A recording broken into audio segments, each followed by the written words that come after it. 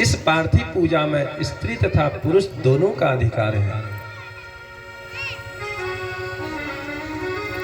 कई लोग कहते हैं कि भगवान शिव की पिंडी को स्त्रियों को नहीं छूना चाहिए, तो यहां ये स्पष्ट लिखा है पुरुषाणाम च नारीणाम अधिकारोत्र निश्चितम, निश्चित ही उनको संपूर्ण अधिकार है भगवान शिव की पूजा करने का।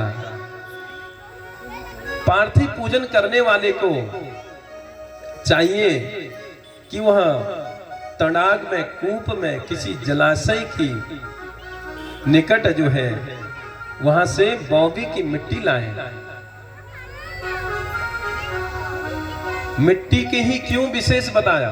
देखिए मिट्टी का सर्वश्रेष्ठ, सबसे श्रेष्ठ बताया। क्यों? क्योंकि लिखा है अन्न, भोजन, फल, वस्त्र, जल आदि सब जो है मिट्टी से ही प्राप्त होते हैं। सब कुछ जो है यह सब मिट्टी से ही हमको मिलते हैं। इसलिए मिट्टी की पार्थिव बनाकर उनका पूजन करने से हर प्रकार की मनोकामना पूर्ण हो जाती है। और फिर कहा कि उस मिट्टी को ला करके उसको शुद्ध करें, उसमें गंगाजल, दूध आदि डाल करके जो है उसको शुद्ध करें और उसका करें। और कहा कि गणेश, सूर्य, विष्णु, अम्बा देवी आदि का जो है उनके साथ उनका पूजन करें। यति कथ्यते, तो भगवान शिव के सम्मुख सुंदर से पार्थिव लिंग बनाए और जो खंडित न हो,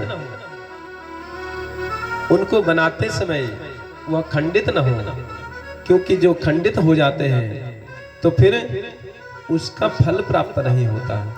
लिखा है वो खंडित न हो। और भगवान शिव पर अभिषेक, उन पार्थिवों पर अभिषेक करें, उनका षोडशोपचार से उनका पूजन करें। अभिषेक करने से आत्म शुद्धि, गंधदान करने से पुण्य फल की प्राप्ति होती है। नैवेद्य लगाने से, भगवान को नैवेद्य का भोग लगाने से जो है आयु की वृद्धि होती है और परम तृप्ति उसको प्राप्त होती है। और धूप देने से अर्थ की प्राप्ति होती है। देखिए धूप भगवान के सम्मुख जलाने से अर्थ होता है द्रव्य, धन संपत्ति की प्राप्ति होती है।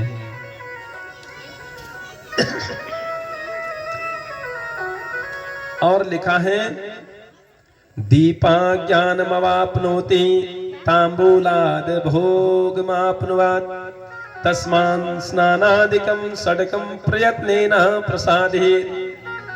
दीपदान देने से ज्ञान मिलता है, ज्ञान की वृद्धि होती है भगवान भोलेनाथ के सम्मुख दीपक दान देने से। अभी तो विस्तार से कथा अभी आप आगे श्रवण करेंगे। भगवान के सम्मुख दीप जलाने का क्या विशेष उसका महत्व है, ज्ञान की प्राप्ति इससे होती है। और तांबूल दान देने से, पान सुपारी का भोग लगाने से जो है भोग की प्राप्ति होती है। इसलिए स्नान से लेकर गंध, धूप, दीप, नैवेद्य एवं तांबूल तक इन 6 वस्तुओं से शिव पूजन जो है अवश्य करना चाहिए।